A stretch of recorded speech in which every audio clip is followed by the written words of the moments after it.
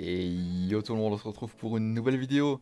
Donc on est ici sur un build full force. Alors je vais vous expliquer un petit peu d'abord les statistiques et ensuite vous expliquer pourquoi ce build est génial. Donc ici on est sur le même personnage et le même build que j'avais utilisé pour la vidéo d'Ordovis, juste que j'ai remis les points en vitalité et en force pour les rééquilibrer correctement. Donc toujours 60 en vigueur parce qu'on veut être le plus tanky possible et avoir nos 2034 points de vie. 11 en esprit parce que fondamentalement on va utiliser que des centres de guerre et peut-être éventuellement la vitalité bestiale. 30 en endurance, pardon, c'est ce qui avait été calculé pour pouvoir mettre l'armure en écaille presque complète et l'ultra espadon sans être en charge lourde. 66 en force, c'est ce qui va nous donner nos dégâts. Donc quand on tient nos armes à deux mains, ce qu'on va faire la plupart du temps, on a un multiplicateur sur la statistique de force de x 1,5. Et donc 66 x 1,5, ça fait 99. Je sais que les scaling montent un petit peu plus haut sur la force spécialement, mais on n'a pas besoin d'aller plus haut de toute façon. 18 en dextérité, c'est toujours ce qui est requis pour l'arc de Radan et l'arc de géant en prérequis. 9 en intelligence parce qu'on n'en a pas besoin du tout, et 16 en foi donc pour pouvoir utiliser l'espadon d'Ordovis qui nécessite 15 et la superbe épée de chevalier de Michaela qui nécessite 16 avec son superbe R2. On va aussi pouvoir utiliser la vitalité bestiale, et même si le saut on n'a pas le prérequis, on va quand même pouvoir la lancer, ce qui est vraiment chouette. Alors, je vous disais que j'allais vous parler un petit peu plus des armes et du build en général. L'avantage du build de force comparativement aux autres builds, c'est que, vous l'avez peut-être remarqué ici, on a beaucoup d'affinités différentes et une très grande variété d'armes. Parce que c'est un des builds les plus polyvalents du jeu. En fait, le gros avantage qu'on va avoir quand on met notre cendre de guerre dessus, je prends l'exemple de la tornade de flamme noire qui est une cendre de feu à la base, on va quand même pouvoir mettre l'affinité lourd sur notre arme et donc pouvoir la jouer en force. Par exemple ici on a un très bon scaling S, malgré le fait que mon arme ne soit que en plus 24. Et donc on a quand même un très solide 649 en AR. Par exemple ici l'affinité glace, on a quand même un très bon scaling en force aussi, un AR un petit peu moins élevé, mais on va le compenser avec les 127 d'accumul de glace, et j'ai la même chose ici, j'ai 150 d'accumul de glace pour un AR de 775. Alors les AR en général, on tourne aux alentours de 700. 700 ici, 730, 730 là. Hop, là on est... Oh, mais je tiens mon arme à une main. Ouais, mais je suis trop con. Ouais, voilà, c'est déjà... Ouais, ça paraît déjà un peu plus crédible. Quelques exceptions, notamment sur la hallebarde draconique quand elle est buffée. Hop, là on doit être aux alentours d'à peu près 800. Ouais, c'est ça, 830. Et sur le fondeur d'Umbet, avec la frappe ardente, là on est presque à 1000. Ouais, c'est ça, 940. Et on va aussi pouvoir les augmenter avec la chair exaltée. Donc là, on est sur les 1000 carrément. Le gros avantage des builds de force, c'est la polyvalence. On va pouvoir affronter tout type d'ennemis dans tout type de situations différentes et tout de même rester relativement efficace. Donc on va être sur les combos relativement habituels qui marchent bien en PvP, donc espadon de chevalet banni, combo R1 R1, tout ce qui est grande rapière, attaque sautée R1 sur un R1, les halbardes donc avec l'attaque qui court R1, la hache lunaire donc sur mentorage avec le R2 qui attrape derrière, frappe ardente, ça c'est excellent quand vous avez plusieurs adversaires autour de vous. Hallebarde draconique, c'est la variante plus lourde de la cendre entaille tournoyante. Et ici on a rajouté donc la clé-mort lourde avec piétinement orageux.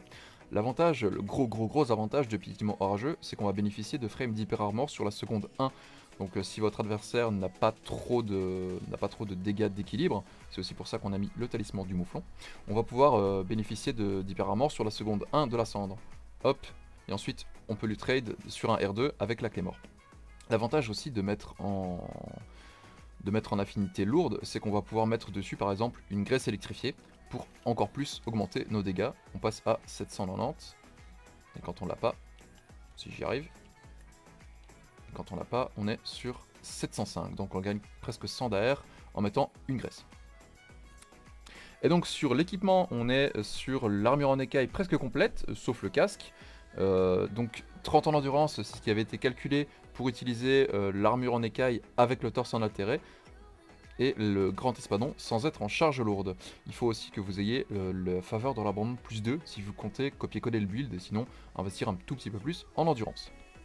Pour les talismans, donc le fragment d'Alexander parce qu'on va jouer beaucoup avec les cendres de guerre. Le médaillon d'ambre pourpre plus 2 pour avoir le plus de vie possible, pour être le plus tanky possible, donc en l'occurrence ici 2134. Le talisman du mouflon pour avoir nos 77 d'équilibre, ce qui nous permet de tanker de tanker un espadon quand on tient nous-mêmes un espadon, et ça va être relativement pratique pour la suite dans des situations de 2 ou de 3v1, et la faveur de l'arbre monde plus 2, pardon, pour les PV, la charge d'équipement et l'endurance maximum. C'est à peu près tout ce que j'avais à dire sur le build et la manière dont le jouer. On attaque donc la partie PVE et ensuite PVP.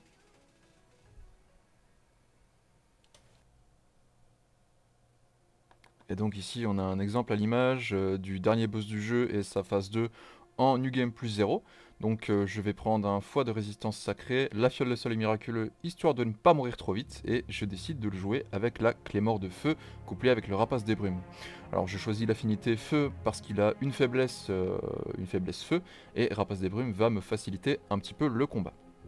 Je décide également de changer mon talisman d'Alexander pour mettre le talisman de la hache, pour renforcer mes attaques chargées, parce qu'on va jouer beaucoup avec le R2 de la Clémore, et il prend 1000 à chaque fois. L'idée du combat, ça va être ça finalement, la jouer extrêmement safe et esquiver toutes ses attaques pour pouvoir lui mettre le plus de R2 possible, de manière à éviter qu'il reste dans sa phase énervée le plus longtemps possible.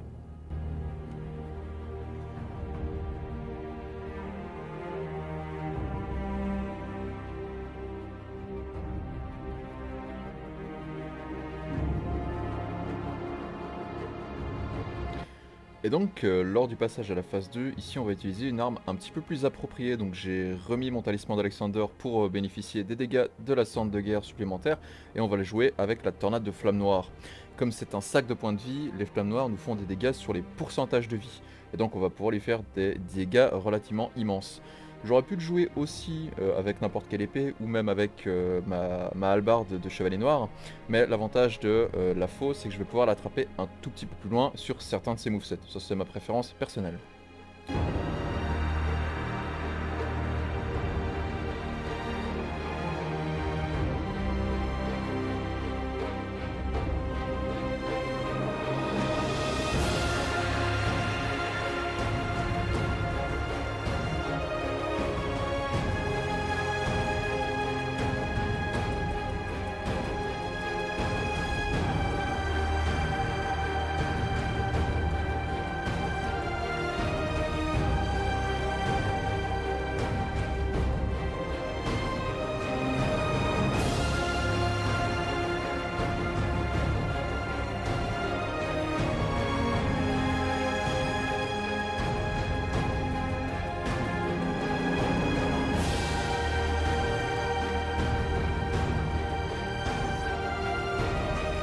Petit tips, quand il fait cet anneau, il va toujours exactement dans la même direction et donc il faut se câbler sur les deux petits traits présents à l'image.